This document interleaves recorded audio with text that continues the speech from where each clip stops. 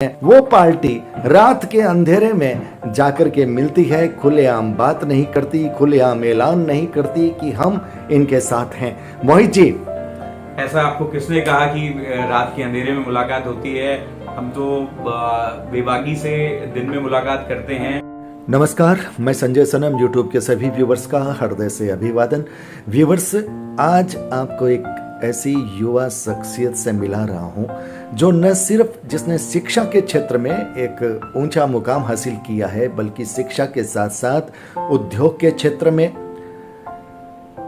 कई क्षेत्रों के विश्लेषक के क्षेत्र में, अगर मैं उन्हें आर्थिक विश्लेषक कहूं तो भी उचित होगा, अगर मैं उन्हें पॉलिटिकल विश्लेषक कहूं तो भी बात उचित लगेगी, और उद्योगपति तो है ही हैं।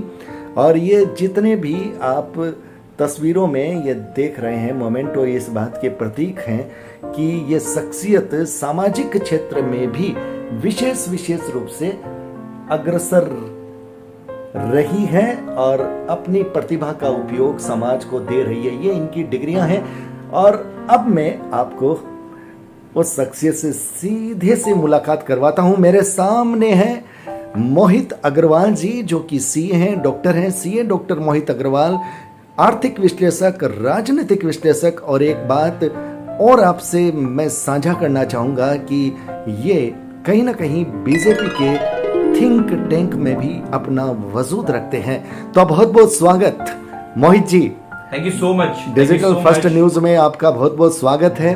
Thank you so much Sanjay ji, आपके और आपके व्यूवर्स का मैं तहे दिल से स्वागत करता हूं और ऐसी आशा करता हूं कि आपके जितने भी क्वेश्चन रहेंगे बेबाकी से मैं उनका जवाब दे पाऊं।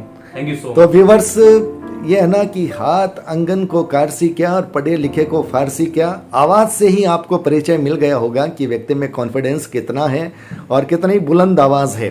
तो आज हमारे साथ मोहित अग्रवाल हैं पुणे से, और हम बात करेंगे पॉलिटिकल की, राजनीति की, क्योंकि महाराष्ट्र में ये है, महाराष्ट्र की राजनीति में उठापटक है। और उठापटक ऐसी है कि सरकार के नंबर्स ढूंढे नहीं मिल रहे, बागियों के पास इतने नंबर हैं लेकिन नियमों में कहीं ना कहीं पेच फंसा हुआ है। और ये जिस पार्टी से थोड़ा सा अपना लगाव रखते हैं, वो पार्टी रात के अंधेरे में जाकर के मिलती है, खुलेआम बात नहीं करती, खुलेआम ऐलान नहीं करती कि हम इनके साथ हैं। मोहित जी, ऐसा आपको किसने कहा कि रात के अंधेरे में मुलाकात होती है? हम तो बेबाकी से दिन में मुलाकात करते हैं।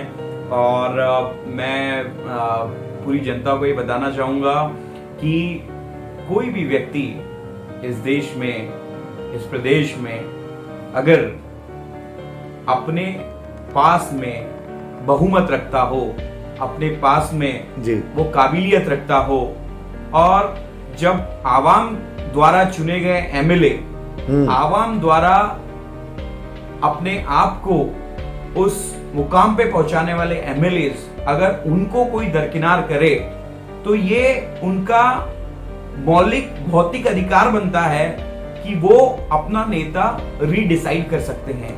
मोहित जी, आपकी बात बिल्कुल सही है, लेकिन मैं जिस बात पर आपका इशारा करना चाहता हूं वो बात यह है कि राजनीति में सरकारें गिरती है, बनती है, समर्थन लिए जाते हैं, समर्थन दिए जाते हैं। अगर उद्धव सरकार अपना विश्वास कहीं खो रही है, उनके एमएलए बागी होकर के शिंदे साहब के साथ चले गए हैं, भारतीय जनता पार्टी के पास अवसर है और अवसर का लाभ उठाना लाजमी है। लेकिन भारतीय जनता पार्टी ये क्यों कह रही है कि हमारा इसमें कोई हाथ नहीं, हम अभी वेट एंड वॉच करेंगे? मैं समझता हूं कि दूध का जला हुआ छाछ भी फूंक फूंक कर पीता है। एक बार आपकी पार्टी के साथ ऐसी घटना हुई है, सुबह शपथ ली, शाम तक सरकार उलट गई।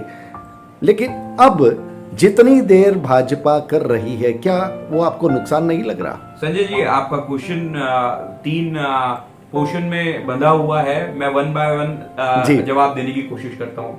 संजय जी, सबसे पहले तो आपका क्वेश्चन ये था कि दूध का जला छाछ भी फूंक फूंक के पीता है। तो आप ये मानते हैं कि जिसने हमको जलाया वो दूध था, और वो दूध गर्म था, जिसको हमने फूंक के या ठंडा करके नहीं पिया था। जी, मैं भूतकाल में ना जाते हुए आपको सिर्फ इतनी ही बात बोलूंगा कि परिस्थिति और मनस्थिति, ये दो चीज व्यक्ति की कब परिवर्तन हो जाए, बदल जाए, इसके लिए कोई भी गारंटी नहीं दे सकता है।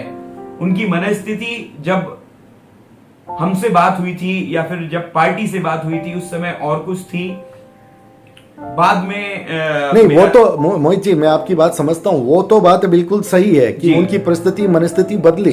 जी। इस बार तो नंबर आपके साथ पूरे खुले दिख रहे हैं, इंटेक्ट नंबर है, गुवाहाटी में आपकी सरकार है, सूरत वाया आप गुवाहाटी लेके गए हैं, सब कुछ खुली बात है, खुली किताब है, फिर उसमें बोलने में हिचकिचाहट क्यों है? संजय जी, रात के अंधेरे में फडणवीस जी का विमान उड़ता है जो अपुष्ट सूत्र कहते हैं, इंदौर के माध्यम से बड़ौदा पहुंचता है, उधर शिंदे साहब का विमान उड़ता है, दिल्ली पहुंचता है, दिल्ली से दूसरा विमान उड़ता है, बड़ौदा पहुंचता है। तो ये रात के अंधेरे में गुपचुप मुलाकातें क्यों हो रही है? शादी हो रही है तो खुलेआम ऐलान क्यों नहीं किया जाता? नहीं संजय जी, मैं जैसे आप एक जर्नलिस्ट हैं वैसे ही मैं भी एक दूर से खड़े होके चीजों को ऑब्जर्व करना, ये मेरा कीन इंटरेस्ट है। मैं अपने आप को एक वेरी ओपन थर्ड पार्टी समझ के ये दोनों चीज की आपको जो वस्तु स्थिति है वो बता सकता हूं। बताइए। ऐसा मार्केट में बहुत र्यूमर्स हैं कि शिवसेना को डीप डाउन करने में बीजेपी का बहुत बड़ा हाथ है या फिर बीजेपी का बहुत बड़ा रोल है। आपको लगता है अगर बीजेपी का इसमें इतना बड़ा रोल होता तो 2.5 साल का समय बीजेपी निकालती या फिर 2.5 साल का समय सरकार चलाने का मौका देती? मोहित जी, मैं बिल्कुल नहीं कह रहा हूं कि बीजेपी ने तोड़े हैं, बिल्कुल मैं ये कह रहा हूं कि जब टूट गए, जब आपके पास थाली परोसी हुई है और आपके पास नंबर दिख रहे हैं, उसके बाद आप गुपचुप मुलाकात क्यों? उसके बाद आपको ऐलान करना चाहिए, राजनीति है। अगर हमें कोई समर्थन देगा तो हम सरकार बनाएंगे। मेरा पर्सनल ऐसा मानना है कि बीजेपी एक बहुत सैद्धांतिक पार्टी है और शायद आपको याद होगा अटल जी की सरकार उस समय लोकसभा में एक मत से गिरी थी और अटल जी ने उस दिन भी कहा था कि बाजार भरा हुआ है, बिकने को लोग तैयार हैं, लेकिन लेवाल बैठे हैं, लेकिन मैं ऐसी सरकार को चिमटी से भी पकड़ना नहीं चाहूंगा। बिल्कुल वो वक्तव्य याद है आपको। अगर उस वक्तव्य को याद है आपको, तो हम उन्हीं के विचारधारा को अपना बाइबल और अपनी गीता समझ के चलने वाले लोग हैं। और मेरा पर्सनली ऐसा मानना है कि बीजेपी कोई भी अवसर को ऐसे समझ के नहीं पकड़ती है कि ये फर्स्ट एंड लास्ट है। बीजेपी अपने आप की साख बचाने के लिए कभी सरकार बनाना, और वो भी गलत लोगों के साथ में सरकार बनाना, ये कभी उसका वैचारिक मूल्य नहीं होता है। अब आपको क्या लग रहा है? नंबर 50 करीब विधायक बोल रहे हैं उनके पास है, आपकी सरकार तो बहुत अच्छे से बन रही है। खबर ये चल रही है कि जो नियमों की पेचीदगियां हैं वो कहीं ना कहीं आड़े आ रही है। अब एक खबर बाजार में ये भी है कि मनसा राज ठाकरे के साथ ये गठबंधन हो सकता है इनका, और उससे समझौता हो सकता है, या फिर ये सारे के सारे इस्तीफा दे सकते हैं और फिर आंकड़ा बीजेपी के पक्ष में आ जाता है। तो आखिर कब तक कोई स्टेट इस तरह की उलझन में रहेगा? एक लॉ का स्टूडेंट या फिर एक लॉ का ऑनगोइंग आप बोल सकते हैं, मैंने अपना एलएलबी किया है, एलएलएम किया है। सो अगर वो इस्तीफा दे भी देते हैं तो सरकार के जो नियम हैं, जो कानून है, उसके हिसाब से भी फ्लोर टेस्ट जो है वो होगा ही होगा। सो मैं आपको एक कानूनी सलाहकार के रूप में तो नहीं, बट एक कानूनी जानकार के रूप में, बिल्कुल जिस हिसाब से मैं देखता हूँ, जिस हिसाब से मेरी समझ है, जिस हिसाब से मेरी सूक्ष्म बुद्धि काम करती है, उस हिसाब से मैं आपको यही बताऊंगा कि जिस समय व्यक्ति के पास में 2/3 से ऊपर में मेजॉरिटी आ जाती है, उस समय वो विप या फिर उस दल का नेता माना जाता है। जिस हिसाब से हमारे आंकड़े हैं, 37 के जो मैजिकल फिगर है उसको क्रॉस कर चुके हैं जी। आज 40 का फिगर आ गया है। मेरे ख्याल से उदय सामंत जी भी कल आ गए। रात्रि में उनके पास पहुंच गए हैं। मेरी पर्सनली जो एक सूझबूझ है, जो एक समझ है राजनीति की, वो ये कहती है कि ये नंबर और बढ़ेंगे, और जब नंबर 85% के ऊपर चले जाएंगे तो फिर फिर वो पेचीदगियां नहीं रहेगी, बिल्कुल पेचीदगियां नहीं रहेंगी। सो मेरा पर्सनली ये मानना तब तक इंतजार कर रहे हैं, आप ये बोल इंतजार सकते हैं, चल आप रहा बिल्कुल है। बोल सकते हैं आप। लेकिन एक नियम ये भी कहता है कि आपके पास एमएलए आ गए, एमपी आ गए, मान लिया आपने एक कोरम पूरा किया, लेकिन जो संगठन होता है, संगठन में जो जिला के लोग होते हैं और कमेटियों के लोग होते हैं, उनकी भी उस रूप में उपस्थिति होनी चाहिए, उनका भी समर्थन आपके खाते में जाना चाहिए। अगर वो नहीं होता है, संजय जी आप एकदम बराबर क्वेश्चन आपने इजाद किया है, और मैं इसका आंसर आपको वही लैंग्वेज में दूंगा जो जैसा मौजूदा एमएलए, जैसा मौजूदा मंत्री, जैसा मौजूदा MP, लोकसभा के मेंबर ऑफ पार्लियामेंट्स कर रहे हैं, वही प्रतिलिपियां वहां से आएगी। वहां से आएंगी। आपको थोड़ा समय देने की जरूरत है, क्योंकि चीजें, वस्तु स्थिति जो है कहीं वो ऐसा बदलती तो जा रही है। कहीं ऐसा तो नहीं होगा कि इंतजार करते करते जो जितने एमएलए सिंधे जी के साथ हैं, आज 5, 6, 7 दिन हो गए हैं, अपने घर से दूर हैं, थोड़ा तनाव में भी हैं, कहीं उनका इंतजार उन्हें ऐसा ना हो कि बेरुखी दे दे और वो निर्णय बदलने के लिए मजबूर हो जाए। देखिए राजनीति जो है ये कॉलेज का सेक्शन नहीं है संजय जी, आपको समझना पड़ेगा, इसमें टफ प्लेयर्स चाहिए, and when going get tough, tough gets going. आपको ये चीजें समझनी पड़ेगी कि जब तक आपको असली आंच के ऊपर रख के परखा नहीं जाता, तपाया नहीं जाता, तब तक आपकी जो मेन क्वालिटीज हैं वो उभर के सामने भी नहीं आती हैं। सो ये 2, 4, 5 दिन में मुझे नहीं लगता ये टूटने वाले एमएलएज हैं। या अब तो खबर है सिंधे साहब ने सबको मोबाइल फोन भी लौटा दिए हैं, सबको उनके मोबाइल फोन दे दिए गए हैं। देखिए जिस हिसाब से विश्वास बना है उनका। हाँ, जिस हिसाब से मैं नॉलेज रखता हूं, उनके मोबाइल फोन उनसे कभी भी नहीं लिए गए थे, वो सिर्फ स्विच ऑफ किए गए थे, जितनी खबर मैं रखता हूं। बिकॉज मैं भी मेरे मित्र जो हैं वो सभी पार्टियों में हैं, सभी लोगों से मेरा उतना ही प्रेम है, सभी लोगों से मेरा उतना ही संवाद मेरा है। सवाल यहीं से शुरू होता है। आपने कहा मेरे मित्र सभी पार्टियों में है, आप कौन सी पार्टी का चयन करेंगे? अगर कभी कोई ऐसा मौका मिल गया आपको राज्यसभा में जाने का, चुनाव लड़ने का, आप फिर कौन सी पार्टी का चयन देखिए, करेंगे? मेरी क्योंकि विचार- सिद्धांतों की बात तो आप बीजेपी की कर रहे हैं। मेरी विचारधारा आज भी हिंदुत्व की है, मेरी विचारधारा आज भी राष्ट्रवाद की है, मेरी विचारधारा मोहित आज जी, भी- सत्ता आने के बाद सत्ता जब सामने दिखती है तो हिंदुत्व देखिए उद्धव ठाकरे साहब से भी कहीं ना कहीं समझौता करना पड़ गया उनको। हाँ। क्योंकि बाला साहब ठाकरे कभी कांग्रेस की दहलीज पर नहीं चढ़े, हाँ, हाँ। और वहां पर उद्धव साहब को ये करना पड़ गया। और सिंधे साहब अब इसी मुद्दे पर जो है बगावत किए हैं।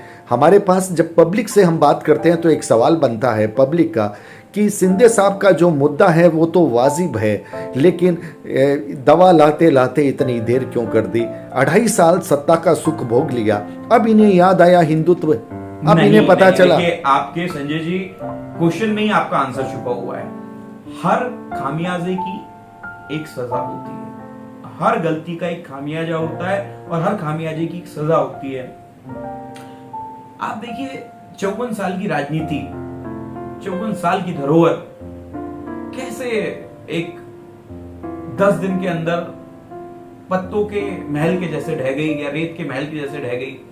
आप ये क्यों भूल रहे हैं संजय जी कि इसके पीछे बहुत बुनियादी सवाल थे जो एड्रेस नहीं किए गए समय पे, और वही बुनियादी सवालों ने बुनियाद ढा दी, हिला दी। बिल्कुल बिल्कुल बिल्कुल बुनियाद हिल गई है। और मैं आपको ये बता सकता हूं आज की डेट में कि ना ही किला बचा है और ना ही शेर बचा है। महाराष्ट्र में हमारे यहां एक कहावत है, गढ़ जिंकले पण सिंह गेले। हिंदी भी बताते चलिए। इसका हिंदी में मतलब होता है कि हमने हमारा किला तो बचा लिया, लेकिन राजा चला गया। यहां पे राजा न किला बचा पा रहा है और ना ही सत्ता बचा पा रहा है। खुद की पार्टी, खुद के लोग आज अगेंस्ट हो गए हैं। आपने सबसे बड़ी बात एक ये बात कही है कि, और ये मैं समझता हूँ कि हमारे व्यूवर्स को समझनी भी चाहिए, क्योंकि आपने कहा है कि जैसे एमपी एमएलए आ रहे हैं वैसे ही अब राज्य स्तर के संगठनों के लोग भी अपना नाम वहां देने लग जाएंगे। मुझे नहीं लगता सब गुवाहाटी जा पाएंगे, क्योंकि चालू इतनी हो गए हैं। सब लोगों ने अपना, थाने में आप देखिए, थाने के जो संगठन प्रमुख थे उन्होंने अपना इस्तीफा दे दिया। थाने तो सिंधे साहब का क्षेत्र है, वहां तो आप यवतमाल देख लीजिए, अमरावती देख लीजिए, विदर्भ देख लीजिए, रत्नागिरी देख लीजिए, मराठवाड़ा देख लीजिए, आपको सब जगह से आना चालू हो जाएंगे। और कई खबरें आई है कि 50 करोड़ का लालच दिया जा रहा है। देखिए कैसी है ये, हम लोग एक धर्मनिरपेक्ष देश के साथ साथ में हमारे कुछ आर्टिकल्स में लिबर्टी ऑफ स्पीच भी है ना, राइट टू स्पीक। आप कुछ भी बोल सकते हैं, आप कुछ भी बोल सकते हैं, बिना तथ्यों के भी बात कर सकते हैं। मैं एक पढ़े लिखे सिटीजन होने के नाते अपनी सभी बातों को फैक्ट्स एंड फिगर्स के बेसिस पे बात करना चाहता हूं। न ही 50 करोड़ कोई देखने आया है, न ही 50 करोड़ कोई गिनने आया है। कल कोई 500 करोड़ भी बोल सकता है संजय जी। सो मैं जो इस टाइप की बचकानी बातें हैं, मैं इनको सीरियसली नहीं लेता हूं। मैं आपसे एक सवाल इसलिए पूछना चाहता हूं, आप मुझे ये बताइए, भारतीय जनता पार्टी की विचारधारा आपके दिल में है जी, ये बात साफ आपने बता भी दी है। मुझे आप ये बताइए कि भारतीय जनता पार्टी को किस मोड में जाना चाहिए। आपने जो एक बात रखी है कि राज्य स्तर के जितने संगठन के लोग हैं वो आएंगे, अगर सपोज कर लीजिए वो किसी वजह से नहीं आते, ये कोरम पूरा नहीं होता, तो शिंदे साहब राज ठाकरे के साथ जाएं, वो ज़्यादा बेनिफिट वाली बात है, या शिंदे साहब के लोग इस्तीफा दे दें, फ्लोर टेस्ट में फिर बीजेपी अपनी सरकार बना ले और फिर उपचुनाव में उनको जीता कर लाने की कोशिश करें। दो विकल्प रहते हैं यहाँ पर। संजय जी, जो आप बोल रहे हैं ये दो विकल्प के आगे में भी दो विकल्प हैं। आप अगर देखेंगे तो आज जितने भी बड़े कद्दावर नेता हैं, चाहे बीजेपी के बोलिए आप, चाहे शिवसेना के बोलिए, सब लॉयर्स को ले लेके बैठे हुए हैं, सब नीति और निधि की बुक्स खोल खोल के बैठे हुए हैं। क्या बात है, नीति और निधि। हाँ, ये दोनों बुक्स खोल के बैठे हुए हैं कि ये दो ऑप्शन के अलावा भी जितने भी ऑप्शंस हैं, हम उसमें से कितने ऑप्शंस को यूटिलाइज कर सकते हैं। जी संजय जी, मेरा पर्सनल मानना है कि शायद ये दोनों ऑप्शंस को जाने की जरूरत ही ना पड़े। आप देखिए, लोकसभा, राज्यसभा, वैसे ही विधानसभा और विधान परिषद आज सुप्रीम कोर्ट में चल रही है। बिल्कुल बिल्कुल बिल्कुल, ये सब एक क्वासी जुडिशियल फोरम्स हैं जहां पे आप किसी को नोटिस भेज सकते हैं जी, लेकिन उसका अधिकार क्षेत्र क्या है उसको आज भी निर्णायक स्थिति में सिर्फ हाईकोर्ट और सुप्रीम कोर्ट है जी। चुनाव आयोग की भूमिका भी बनेगी। बिल्कुल बिल्कुल, चुनाव आयोग के ऊपर में भी आज हाईकोर्ट और सुप्रीम कोर्ट बैठे हुए हैं, क्योंकि अभी आप देखिए हरियाणा के चुनाव में कुछ चीजें ऐसी हो गई थी जो चुनाव आयोग के ऊपर ही प्रश्न चिन्ह लग गए थे। हाई कोर्ट की दखलंदाजी हुई, सुप्रीम कोर्ट की दखलंदाजी हुई और उसके बाद में चीजें सामने आई। तो आप ये समझ सकते हैं कि ये जितनी भी संस्थान हैं या संगठन हैं या संस्थाएं हैं, इनके ऊपर में भी न्यायपालिका अपना काम सुदृढ़ तरीके से करती है और प्रॉपर जो आना चाहिए सामने, वो सामने लेके आती है। भारतीय जनता पार्टी पर एक सवाल बनता है कि सरकारी जो संस्थान होते हैं, ईडी, और उनसे दबाव बनाया जाता है। ये कहा जाता है कि शिंदे साहब भी अपनी संपत्ति को बचाने के लिए गए हैं और जो दूसरे विधायक हैं वो भी इस डर से गए हैं कि कहीं उनका नंबर ना आ जाए। देखिए, मैंने आपको इसके पहले भी सेम इंटरव्यू में बताया है कि काफी कुछ बोला जाता है और इस सरकार में नहीं, मैं लास्ट 25 साल से राजनीति को देख रहा हूं। आप इस बात को मानते हैं कि सरकारें ये काम तो करती है? कांग्रेस ने भी किया था मोदी जी के साथ। मैं नहीं मानता। मैं इसलिए नहीं मानता क्योंकि उन संस्थानों को जो हेड कर रहे हैं वो सब हाईली क्वालिफाइड ऑफिसर्स हैं, और ऑफिसर जैसे आप और मैं हैं। जब हमको मालूम है कि सरकारें बदलती हैं तो क्या उन ऑफिसर्स को नहीं मालूम सरकारें बदलती हैं? जी, आपका जवाब तो सही है, लेकिन आप इस बात को भी मानेंगे कि हाईली क्वालिफाइड बहुत अच्छे अफसर भी तब मजबूर हो जाते हैं जब उनके सामने कोई सरकारी फरमान आ जाता देखिए, है। सरकारी फरमान आता है तो कभी भी लिखित में जो चीजें आती है ना, वो रिकॉर्ड में रहती हैं साहब। अगर किसी ने बोला लिखित में कि इनके यहाँ जाके रेड मारो, तो वो लिखित में है ना।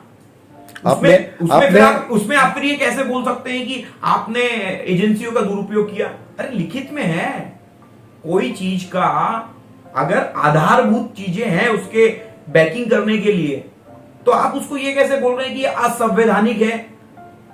वैधानिक परिस्थितियां बदल सकती हैं, लेकिन वो असंवैधानिक तो नहीं हो सकता। इसका मतलब आपने कभी चोरी नहीं करी तो आपके यहाँ पे पुलिस वाला क्यों आएगा संजय जी? मैं अगर चाहूं कि मैं पोजीशन में हूं, मैं सोचूं कि संजय जी बहुत बेबाकी से सवाल उठाते हैं, मैं इनके यहाँ पे पुलिस वाला भिजवा दूं, तो मैंने एक बार का भिजवा भी दिया, तो न्यायपालिका बैठी है ना पुलिस वाले को फटकार लगाने के लिए। मोहित जी, न्यायपालिका बैठी है, लेकिन आप इस बात को भी मानिए कि न्याय मिलने में इतना समय लग जाता है कि बहुत आर्थिक रूप से कमजोर आदमी संजय जी वो नहीं कर सकता। संजय जी, हमारे देश के प्रधानमंत्री माननीय श्री नरेंद्र भाई जी मोदी, परसों सर्वोच्च न्यायालय का फैसला आया जी।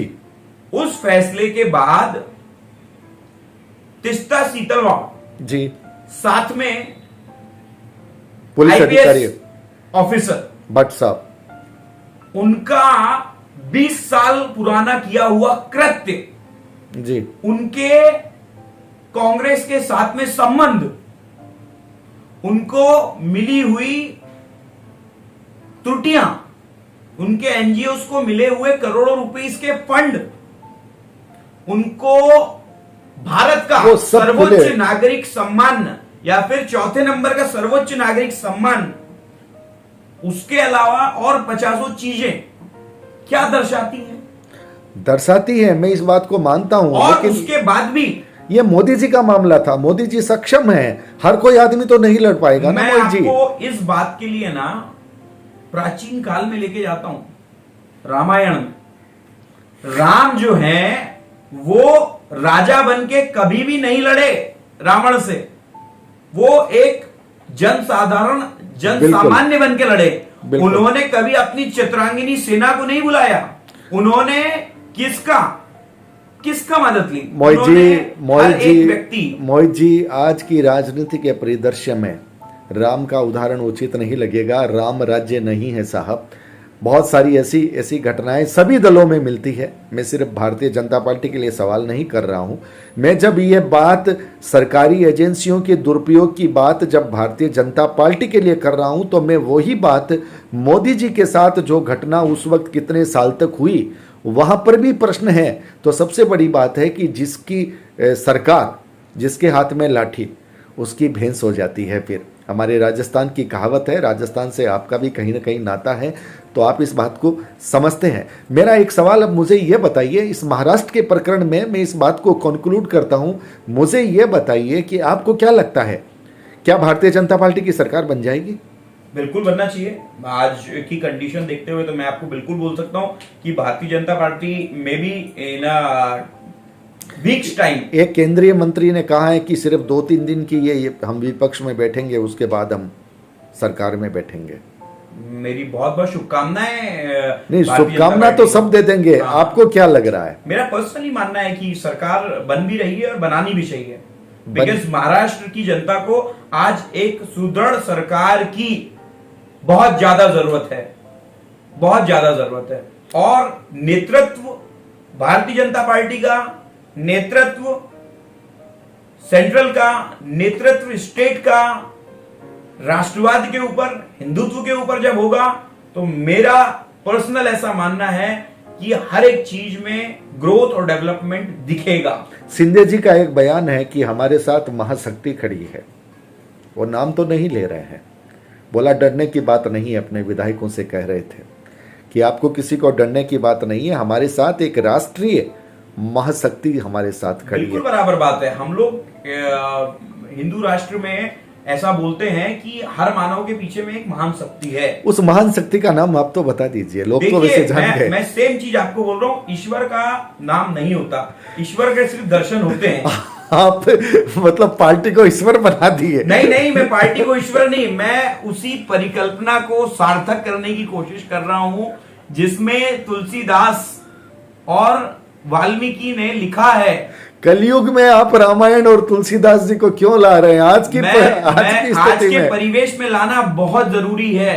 ये परिवेश में तुलसी और वाल्मीकि की ही जरूरत है। ये परिवेश में एक राजनेता की नहीं, एक राज्य सेवक की जरूरत है, और वो ही चीजों को पूरा करने के लिए। अच्छा, आप मुझे एक बात और बताइए, आप पहेलियां बुझा रहे हैं, आप ये बात तो प्रमाणित हो गई कि आप बिल्कुल राजनीतिक रूप से परफेक्ट व्यक्ति हो गए हैं, ऐसा लग रहा है बयानों को घुमा करके अपनी बात करना। मुझे एक बात बताइए, मोदी जी का उत्तराधिकारी आपके हिसाब से कौन हो सकता है आज के परिप्रेक्ष्य में? देखिए, उत्तराधिकारी की बात उस दिन आती है जिस दिन व्यक्ति सक्षम नहीं होता। मैं आज आपको बता दूं, उत्तराधिकारी का जो डेफिनेशन है वो उस दिन नहीं, निकाली जाती एक है। उम्र के बाद, एक उम्र जैसे हो जाती है। अभी कहां उम्र हुई है उनकी? अच्छा, वो अभी तो शुरुआत आज की है। डेट में सबसे फिटेस्ट और सबसे यंगेस्ट पर्सन है इस भारत के। उनकी एनर्जी, जो व्यक्ति ने 8 साल में एक छुट्टी नहीं ली, 16 घंटे काम करता है, उससे ज्यादा फिट आप किसको समझते हैं? मैं आपकी बात का आपकी ही बातों में जवाब दे रहा हूं। उत्तराधिकारी की जरूरत उनको पड़ती है जिसका समय समाप्त होता भाई है। जी, आपने मुझे कहा कि मैं बीजेपी की विचारधारा से जुड़ा हूं जी, लेकिन अब लगता है आप बीजेपी के प्रवक्ता की तरह बोल रहे हैं। ना ना ना ना ना, मैं ना ही मेरा ऐसा कोई औहदा है, और ओहदा नहीं है, मैंने कहा तरह बोल रहे हैं, मैंने ये नहीं कहा है। नहीं, मैं तो खाली सच बयां करता हूं। अगर आपको सच में हर जगह बीजेपी दिखे तो आप ये मान लीजिए कि बीजेपी ही सत्य है आज की डेट में। भगवान, पहले आपने भगवान कहा, अब आपने सत्य कहा, तो भगवान सत्य है और अब आपने अपनी बात को बीजेपी सत्य है के रूप में कह दिया। तो मोहित जी, मैं ये मानता हुआ चलूं कि महाराष्ट्र में अब बहुत जल्दी एक सक्षम मजबूत सरकार महाराष्ट्र के लोगों को देखने को मिलेगी, और ये राजनीतिक उठापटक के जो बादल हैं जी, ये बादल जो मंडरा रहे हैं जी, बीच बीच में सूरज की रोशनी को ढक रहे हैं जी, वो अब धीरे धीरे सूरज खुल के आ जाएगा। मेरे ख्याल से तो खुल गया है। थोड़े बहुत जो बादल हैं वो भी छट जाएंगे, और ये जब बादल छटेंगे और सूरज की जो प्योर रोशनी जो है वो इस धरा पे जब पड़ेगी तो ये धरा चमचमा उठेगी, और मैं भी उस रोशनी को देखने के लिए आतुर हूं। संजय जी, मेरा ये मानना है कि आप बहुत सालों से राजनीति को कवर कर रहे हैं, तो शायद आपके मन में भी इसी चीज की वेटिंग होगी कि कब ये धरा पे वो पवित्र रोशनी पड़े और आप उस स्वर्णिम क्षण को महसूस कर पाए। बिल्कुल, मैं ये मानता हूं कि कोई भी प्रदेश बिना सरकार के, जिसमें एक पक्ष सरकार बचाने की कोशिश कर रहा है, दूसरा पक्ष सरकार गिराने की कोशिश कर रहा है, इस जद्दोजहद से प्रदेश को बाहर निकलना चाहिए। नहीं, वापस मैं आपको इसमें अपडेट करूंगा। एक पक्ष सरकार बचाने की कोशिश कर रहा है, अब वो सरकार गिराने की कौन कोशिश कर रहा है, ये तो इससे मैं अपना साझापन नहीं रखता। बिकॉज ये मैंने आपकी परीक्षा एक बार फिर ली थी, मैं फिर तोलना चाहता था कि प्रवक्ता वाला जो पुट है वो कितना है। मैं बिल्कुल मानता हूं इसमें बीजेपी का हाथ प्रत्यक्ष तौर पे नहीं है। नहीं, अप्रत्यक्ष भी मैं नहीं मानता। आदमी अपने कर्मों की सजा भुगतता है संजय जी। मैं अगर अच्छे कर्म करूंगा तो मैं अच्छी सजा प्राप्त करूंगा, या सजा प्राप्ति नहीं करूंगा। अच्छे कर्म मुझे अच्छी गति देंगे, मेरे बुरे कर्म मुझे बुरे गति देने वाले हैं। तो मैं ये मानता ही नहीं कि किसी की बुरी गति के पीछे में किसी तीसरे व्यक्ति का हाथ होता है। मैंने पहले 2 ऑप्शन आपको बताए थे, आपने कहा 2 ऑप्शन और खुल रहे हैं, तो मुझे लगता है आप शायद उस ऑप्शन के इंतजार में हैं कि शिंदे साहब को न तो राज ठाकरे के पास जाना पड़े और शिंदे साहब के पास शिवसेना आ जाए। आपको यह लग रहा है? मेरा ऐसा मानना है। मेरा पर्सनली जो नीति शास्त्र जो बोलता है, जो नियम कानून बोलते हैं, जो एडेंडम्स बोलते हैं, जो उच्च न्यायालय के और सर्वोच्च न्यायालय के जो केस स्टडीज बोलती हैं, जो उनके व्यक्तित्व बोलता है, जो कमेंट्रीज बोलती है। मुझे ये बताइए, शरद पवार की एंट्री के बाद जो शिवसेना मनुहार पे थी, अपने लोगों को बुला रही थी, उद्धव साहब ने इस्तीफा बोल दिया था कि मेरा इस्तीफा तैयार है, आप आके बात कीजिए, मुख्यमंत्री बनना चाहते हैं तो वैसे कहिए। शरद पवार जी की एंट्री के बाद में फिर एकदम सुर और स्वर और अंदाज और मिजाज दोनों बदल गए। तो ये आपको लगता नहीं कि गेम कुछ लंबा खींच सकता है? देखिए, ये हर व्यक्ति के पास में उसका एक सूक्ष्म बुद्धि होती है। हर व्यक्ति के पास में अपनी एक तौलने की मतलब ताकत होती है। नियमों की फाक का इस्तेमाल कौन कितना अच्छा कर सकता है, देखिए, उसकी बारीकी में से कौन अपने लिए निकाल कोर्ट ऑफ सकता है? लॉज दोनों पक्ष के वकीलों को ऐसा लगता है कि केस हम जीतेंगे, जी, आप समझिए। लेकिन वहां पे जो कोर्ट ऑफ लॉज में जो जिनको हम बोलते हैं आदरणीय जज, वो डिसाइड करते हैं। दोनों ही जज सेम लॉ की डिग्री लेते हैं। दोनों ही एडवोकेट जो हैं वो दोनों रात दिन अपने पेशे में पेशावर होते हैं और बहुत अपनी जगह पे बहुत उचित रूप से काम करते हैं। बट उसके बाद भी आपको क्या लगता है कि ये केस शिंदे साहब के पक्ष में, बीजेपी के पक्ष में आ जाएगा, सरकार बनाने के पक्ष में आ जाएगा, एक तरह से निर्णय हो जाएगा? ये केस शिंदे साहब के पक्ष में आ जाएगा। इसमें बीजेपी का तो कोई पक्ष या विपक्ष है ही नहीं। बीजेपी तो अपनी जगह पे खड़े होकर देख रही है। नहीं, बीजेपी मतलब एक बहुत अच्छा आतिथ्य प्रदान कर रही है, करना भी चाहिए। राष्ट्रीय नेतृत्व है, पूरे लोगों ने इतने बड़े जन सैलाब ने चुन के भेजा है सेंट्रल में, तो ये बीजेपी का धर्म भी है कि वो ऐसे समय पे जो वंचित हैं, जिनको धमकियां मिल रही हैं, उनको बिल्कुल प्रोवाइड करवाना चाहिए। कई बार तो लोग ये भी कहते हैं, जो ये लेट लतीफ भी देख रहे हैं, कि बीजेपी तो शिंदे साहब के कंधे पर बंदूक रख करके अपना गेम खेलेगी। मैंने आपको वापस दोहराऊंगा सेम शब्दों को कि कुछ तो लोग कहेंगे, लोगों का काम है कहना, संजय जी छोड़ो बेकार की बातों में, कहीं बीत ना जाए रहना।